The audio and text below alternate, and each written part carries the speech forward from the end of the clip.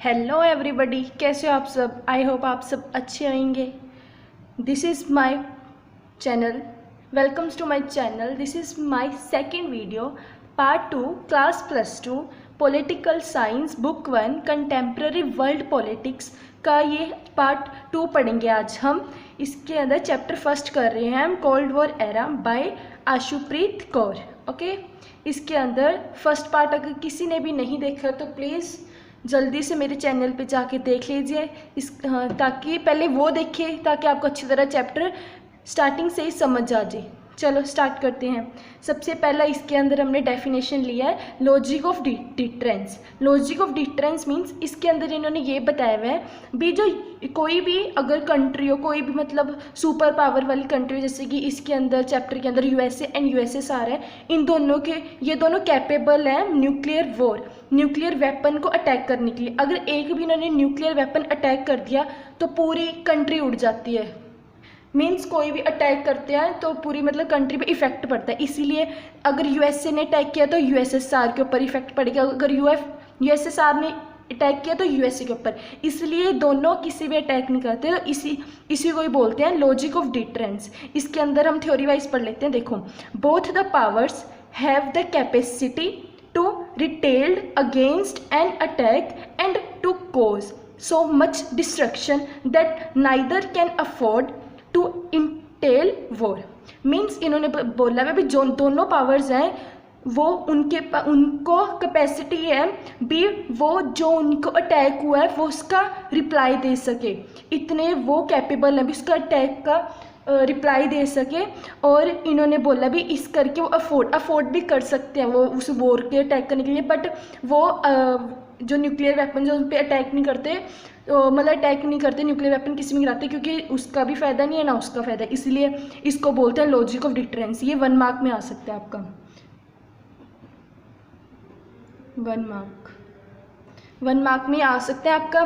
Then most important question जो exam या आपका प्री बोर्ड हो या सितंबर का या दिसंबर का या कोई भी टेस्ट हो, ये क्वेश्चन पक्का 4 मार्क्स में आता ही आता है, पक्का। इसे तो अच्छी तरह कर लेना, बिल्कुल अच्छी तरह। जो मैंने लिखे अगर आप ये पॉइंट्स लिखोगे ना आपके फुल मार्क्स मिलेंगे। ओके, देखो क्वेश्चन देखो अब क्या है। Why super powers need to make alliances with small countries. इन्होंने ये बोला है जो स्मॉल कंट्रीज हैं सुपर पावर को क्या ज़रूरत है उनकी, क्यों उनके साथ अलायंस वगैरह बनाते हैं। इसका हम उल्टा भी कर सकते हैं भी जो सुपर पावर्स है वो सुपर पावर्स स्मॉल कंट्रीज़ हैं वो सुपर पावर के साथ क्यों ज्वाइन होती हैं, क्योंकि उन्हें military, diplomatic, political and economic support वगैरह इनको सब चाहिए होती है, क्योंकि इनके पास इन जो सुपर पावर्स हैं इनके पास ये सारी चीज़ें अच्छी तरह होती हैं। अब हम क्वेश्चन वाइज पढ़ लेते हैं। देखो, vital resources as oil and minerals. Means जो यूएसए है वो बहुत ज़्यादा तेल का हंग्री है, सभी को ही पता है कितना भूखा है वो तेल का यूएसए।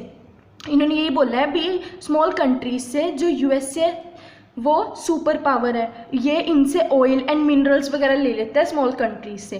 देन सेकंड पॉइंट में इन्होंने बताया हुआ है territory from where the super powers could launch their troops and weapons. इन्होंने बोला हुआ है अगर कोई भी उनको ट्रॉप्स या वेपन्स, अगर कोई भी उनको इन्वेस्ट करना हो उनके ऊपर तो सुपर पावर्स इन्हीं की स्मॉल कंट्रीज़ के ऊपर करते हैं, क्योंकि उन्होंने अपनी ज़मीन तो ख़राब नहीं करनी होती तो इनकी ख़राब कर देते हैं, इसलिए ज्वाइन वगैरह करते हैं, इसलिए अलायंस वगैरह बना के रखते हैं ये स्मॉल कंट्री के साथ सुपर पावर्स।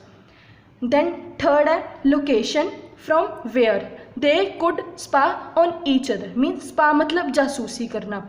देखो, यूएसए के पास पाकिस्तान है जो यूएसएसआर की स्पा कर सकता है, जासूसी कर सकता है, और यूएसएसआर के पास है क्यूबा जो यूएसए की जासूसी कर सकता है। इसीलिए इन्होंने location from where they could spy on each other. Then last but not least economic supports to pay their military expenses. Means अगर कभी भी इनको हेल्प चाहिए होती है पैसे वगैरह की, इकोनॉमिक सपोर्ट की, तो ये उनको बोल लेते भी हाँ आपके बड़े भाई को पैसे की ज़रूरत है तो आप मेरी हेल्प कर दो, मैं तेरा भाई तू मेरा भाई, ठीक है।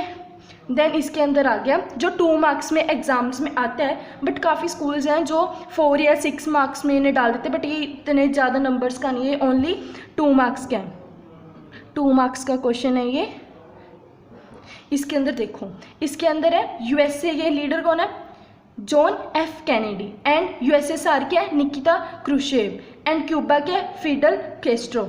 आप निकिता क्रुश्चेव को आंटी समझ लेना, ये अंकल है, कई बच्चे कंफ्यूज हो जाते हैं, अंकल, निकिता अंकल हैं ये। इनके अंदर इन्होंने ये बताया हुआ है बी, आपको इसकी थोड़ी सी स्टोरी बता देती हूँ, ये क्यूबन मिसाइल क्राइसिस की। इसके अंदर इन्होंने बोला है बी, जो यूएसएसआर थे निकिता क्रुश्चेव, इनको मतलब डर लग रहा था एक तरह से, मतलब ये घबरा रहे थे बी, जो ये है यूएसए, ये हमारे ऊपर कब्जा वगैरह ना कर ले, यूएसए वगैरह। तो इन्होंने सोचा बी, जो क्यूब है हम ना क्या हम उसके पास, क्योंकि वो उनका एक तरह से वो थी, स्मॉल कंट्री थी उनकी, यूएसएसआर की, तो उन्होंने बोला हम इसको ना मिलिट्री स्पोर्ट्स वगैरह अच्छी तरह देते हैं, मिलिट्री, डिप्लोमेटिक, इकोनॉमिक सपोर्ट वगैरह अच्छी तरह दे देते हैं इसको, और फिर हम इसके ऊपर वो सारे न्यूक्लियर मिसाइल्स वगैरह इस यहाँ पर रख के, तो हम क्यों, अगर ये यूएसए ने हमारे ऊपर कब्जा करा तो हम अटैक इजीली कर सकते हैं। इसके अंदर मोस्टली मेन मोटा मोटा यही है इसके अंदर।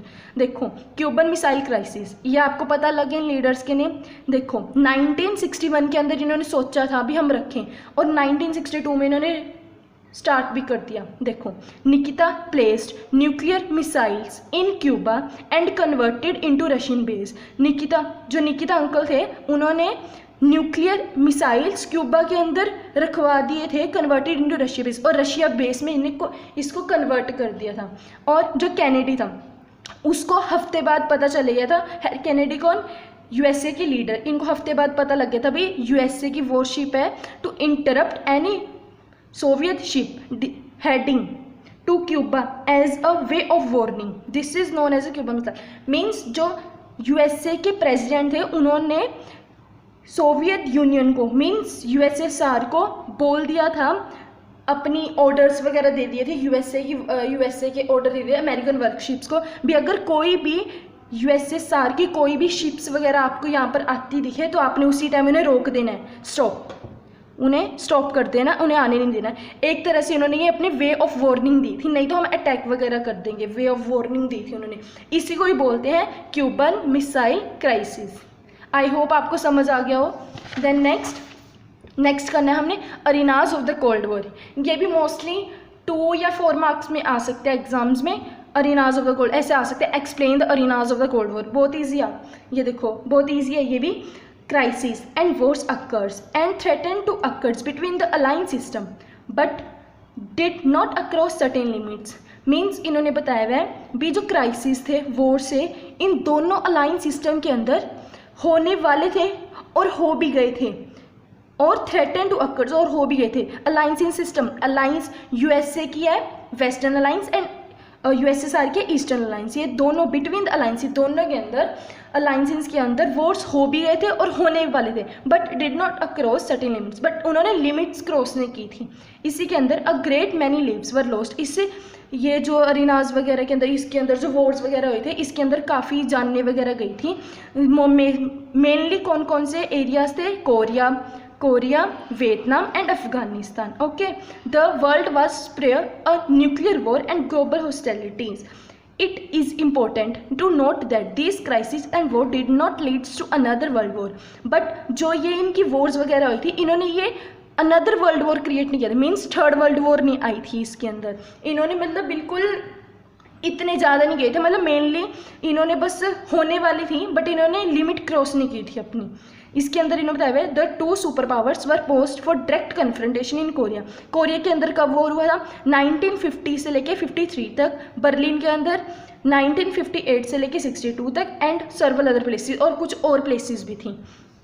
Then the arms control treaty, इन्होंने इसी को ही इन सबको देख के इन्होंने 3 आर्म्स कंट्रोल ट्रीटीज़ बनाई थी, जिसके अंदर इन्होंने कहा था कभी ऐसा ना हो भी जैसे कि अगर अपने कोई घर पे बंदूक वगैरह के कट्टे चला रहे तो ऐसे समझ लो भी हम आपकी कंट्री पे अटैक करने लगे थे। इस करके इन्होंने आर्म्स कंट्रोल ट्रीटीज़ बनाई थी, जिसके अंदर 3 ट्रीटीज़ हैं। ये एग्जाम से पक्का आती हैं डेफिनेटली, इसको तो अच्छी तरह कर लेना। कौन कौन सी है, limited test ban treaty, nuclear non proliferation treaty and anti ballistic missile treaty. दोबारा बता देती हूँ, limited test ban treaty, nuclear non proliferation treaty, anti ballistic missile treaty. Then आगे भी मोस्ट इम्पोर्टेंट आ गया इसके अंदर, नेक्स्ट भी इम्पोर्टेंट है नाम। नाम की फुल फॉर्म क्या होती है? Non aligned movement. चैप्टर के अंदर नाम भी है एक तरह से, cold war era and non aligned movement. नाम की full form non aligned movement. इसके अंदर 5 कंट्रीज थी जिन्होंने ये स्टार्ट किया था। इसके अंदर 5 कंट्रीज़ ना वो यूएसए की थी ना वो यूएसएसआर की थी, इन्होंने अपनी सेपरेट कंट्रीज़ बनाई थी। इसके अंदर फर्स्ट कौन सी आती है? इंडिया। इंडिया के लीडर कौन थे? Jawaharlal Nehru. And Indonesia, Indonesia कौन थे? सुखरानो। एंड गाना, गाना कौन थे? अवामी नुखरोम। देन इजिप्ट के कौन थे? जैमल अब्दुल नसर। एंड यूगोस्लाविया के जोसिफ ब्रोज टिटो। ये 5 के 5 नेम याद कर लेना, ये फाउंडर थे नाम के। ओके, और इसके अंदर मेन है क्वेश्चन, ये 1 मार्क में भी आ सकते हैं, तीनों 1 मार्क के हैं, कोई भी आ सकते हैं। देखो, the first meeting submit of नाम। फर्स्ट मीटिंग सबमिट कहाँ हुई थी नाम की? बेलग्रेड में हुई थी 1961 के अंदर, और इसके अंदर 25 मेंबर्स थे। कितने मेंबर्स थे? 25 मेंबर्स। ओके, मोस्ट इंपॉर्टेंट है, 1 मार्क में क्वेश्चन आ सकता है। और the latest meeting 14th summit Havana में हुई थी कितना 2016 में, और इसके अंदर कितने मेंबर्स थे? 116 मेंबर्स थे। ओके, एंड फाइनली 2019 के अंदर हुई थी 18th समिट बखाऊ में। इसके अंदर कितने मेंबर्स थे? 120 मेंबर्स कंट्री थी इसके अंदर। ओके, ये हमारा है पार्ट 2। अब पार्ट 3 के अंदर ये चैप्टर हमारा पूरा फिनिश हो जाएगा। जिसने भी पार्ट 1 नहीं देखा वो पार्ट 1 जाके देखो, फिर आपको अच्छी तरह पूरा चैप्टर समझ आ जाएगा।